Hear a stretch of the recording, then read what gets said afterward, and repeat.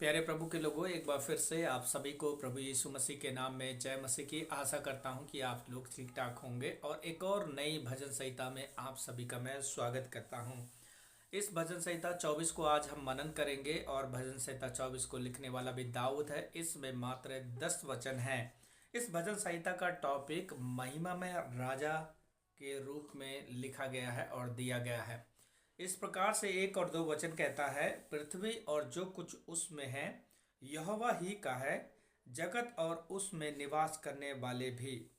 यहाँ दाऊद राजा उस महान परमेश्वर, उस जीवित परमेश्वर, आकाश और पृथ्वी को बनाने वाले परमेश्वर की ओर ध्यान कर रहा है कि यही वो परमेश्वर है जिसने आकाश और पृथ्वी को बनाया है और संसार में और जगत में रहने वाले सब कुछ उसी के हैं। तो इससे हम क्या समझ पा रहे हैं मेरे भाई और बहन, ये 2 वचनों से, कि हमारा परमेश्वर ही, यहोवा परमेश्वर ही आकाश और पृथ्वी को बनाने वाला है और जगत में, पृथ्वी में जो कुछ है सब कुछ उसका है। इसलिए वो परमेश्वर नहीं चाहता है कि ये इंसान उस परमेश्वर को छोड़कर किसी और की आराधना उपासना करे।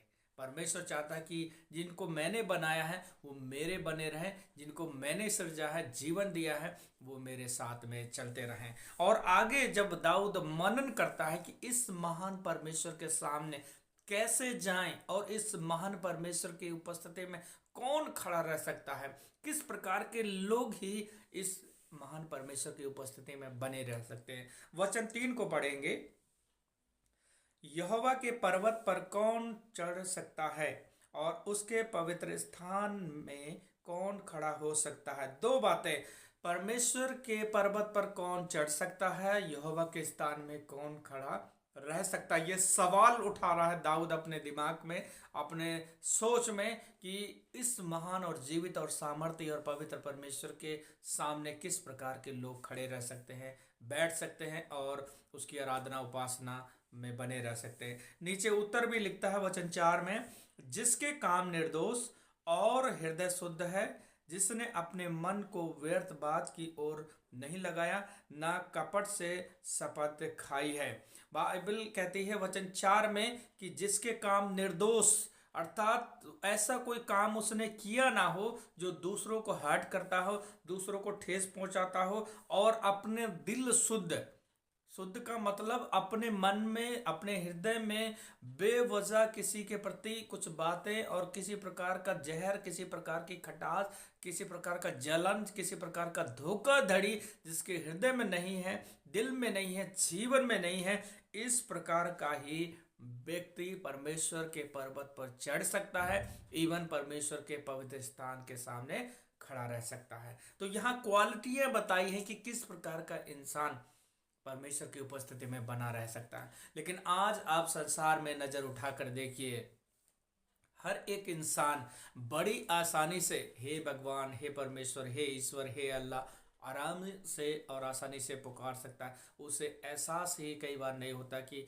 महान परमेश्वर के सामने हम उपस्थित हो जा रहे हैं, जीवित परमेश्वर के सामने हम उपस्थित हो रहे हैं, तो हमें कितने शुद्ध होने की ज़रूरत है, हमें अपने जीवन से कितने पश्चाताप करने की ज़रूरत है, हमें अपने जीवन से कितना माफ़ी मांगने की ज़रूरत है। क्योंकि परमेश्वर के सामने केवल और केवल शुद्ध मन वाला, पवित्र दिल वाला व्यक्ति ही खड़ा रह पाएगा।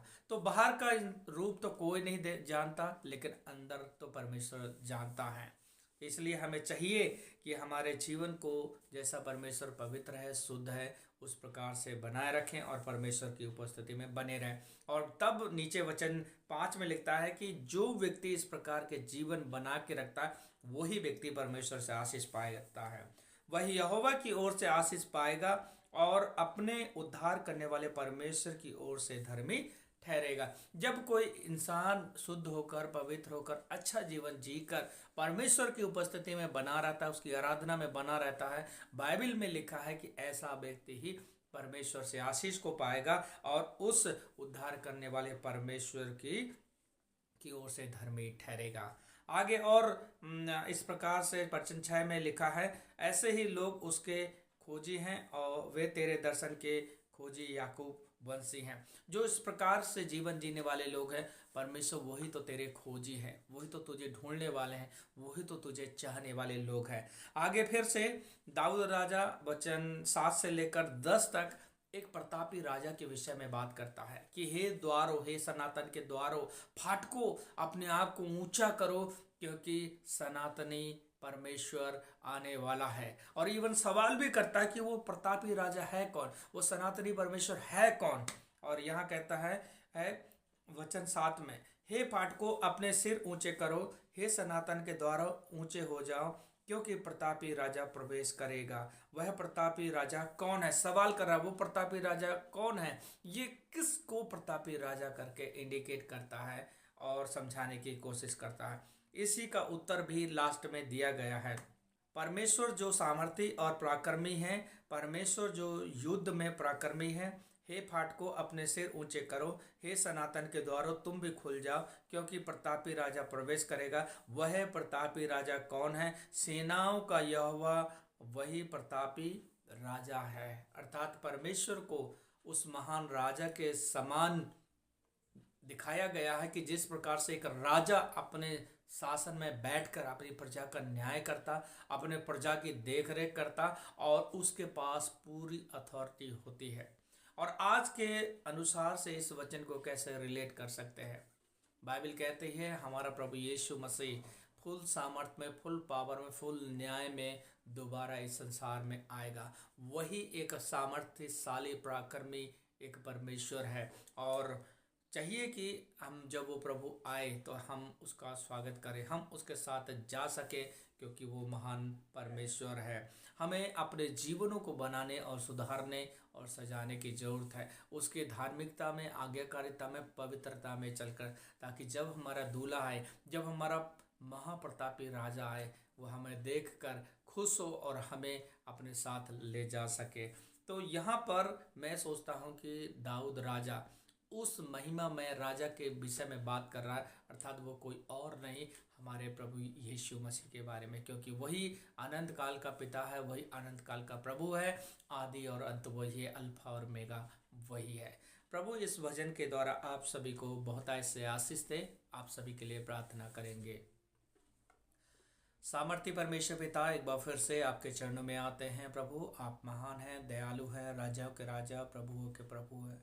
प्रभु जी, आज फिर से हम आपसे दुआ करते हैं कि हमें और शुद्ध होने के लिए हमारी सहायता और मदद कर, एक अच्छा जीवन जीने के लिए हम सब की सहायता और मदद कर। प्रभु जी, बाइबल कहती है हम तेरे हैं और तूने हमें बनाया है प्रभु जी, और जगत में जो कुछ है, पृथ्वी में जो कुछ है, वो सब कुछ आपके द्वारा बनाया गया और आपके हाथों की कला है। प्रभु हम आपसे न तो दाएं मुड़े न बाएं मुड़े। प्रभु जैसा आपका वचन कहता है, कलाम कहता है, उस पर रात और दिन ध्यान करें, तो बाइबल कहती है हम बढ़ते चले जाएंगे। बाइबल कहती है कि हम फलवंत होते चले जाएंगे। बाइबल कहती है कि हम अपने ऋतु में फलेंगे। तेरा वचन कहता है कि हमारे पत्ते मुरझाए रहेंगे ना।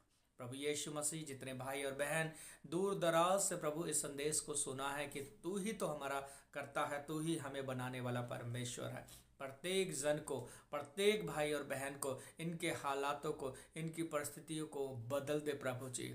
हर एक व्यक्ति बीमारियों से आज़ाद हो, कष्टों से आज़ाद हो, कर्जों से आज़ाद हो, चिंताओं से छुटकारा पाएं, दुष्ट आत्माओं से छुटकारे पाएं, इनके जीवन में काम बनते चले जाएं। यीशु नासरी के नाम से मैं आशीर्वाद देता हूँ। प्रभु जी, प्रत्येक जन को प्रभु आप आशीष दे और अपनी बड़ी महिमा को ले। हर एक जन तेरी व्यवस्था पर, तेरे वचन पर ध्यान और मन लगाने वाला व्यक्ति बनता चला जाए। हम अपने आप को तैयार करने वाले व्यक्ति बनते चले जाए। प्रभु जी, आप हम पर दया करें, अनुग्रह कर। प्रभु धन्यवाद करते हैं प्रार्थना सुनने के लिए। यीशु मसीह के नाम से दुआ मांगते हैं। आमीन, आमीन, आमीन। प्रभु आप सभी को बहुतायत से आशीष दे। यदि आप हमारे चैनल पर नए हैं तो चैनल को सब्सक्राइब कर लें, बेल बटन दबा लें, ताकि आने वाली हर एक नई वीडियो सबसे पहले आप तक पहुंच सके। मिलेंगे आने वाले नई भजन संहिता में, भजन संहिता 25 में। जब मैं कहता हूं भजन संहिता 25 में, तो आप ज़रूर इसको पढ़ कर आएँ। हो सकता है प्रभु आपको कुछ नई बातों को सिखाए और आपको सीखने में मदद करे। तो अगली वीडियो में मिलेंगे, तब तक के लिए अपना ढेर सारा ख्याल रखिए। प्रभु आप सभी को आशीष दे। जय मसीह की।